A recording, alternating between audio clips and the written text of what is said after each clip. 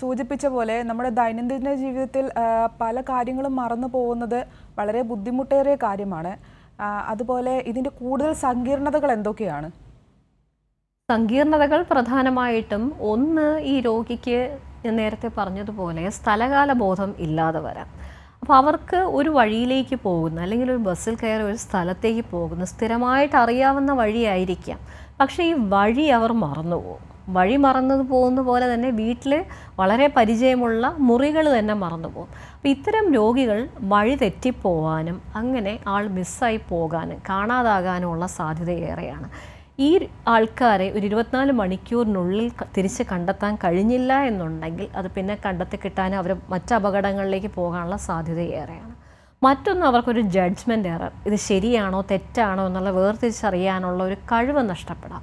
ഇതവരെ പലതരത്തിലുള്ള അപകടങ്ങളിലേക്ക് നയിക്കാം. ഉദാഹരണത്തിന്, തീയുടെ അടുത്ത് പോയാൽ അത് ചൂടാണ്, പൊള്ളും എന്നുള്ള കാര്യം അവർക്ക് അറിയണമെന്നില്ല. ബാൽക്കണിയുടെ അടുത്ത് ചെന്നാൽ താഴെ വീണ് പരിക്ക് പറ്റാം. അതുപോലെ അല്ലാതെ തന്നെയും വീട്ടിനുള്ളിൽ തന്നെയും വീഴ്ചകൾ വന്ന് വീട്ടിനുള്ളിൽ തന്നെ അപകടങ്ങൾ വരാനുള്ള സാധ്യത ഈ രോഗികൾക്ക് ഏറെയാണ്. അതുപോലെ പല കാര്യങ്ങളോടും താല്പര്യമില്ലാതെ വരുന്നതിനോടൊപ്പം ഭക്ഷണത്തിനോടും വിരക്തി വരാം.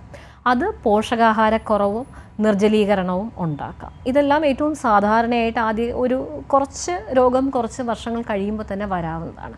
കൂടുതൽ നാൾ കഴിയുമ്പോൾ ഈ രോഗികൾ പലപ്പോഴും കിടപ്പ് രോഗികളാവും.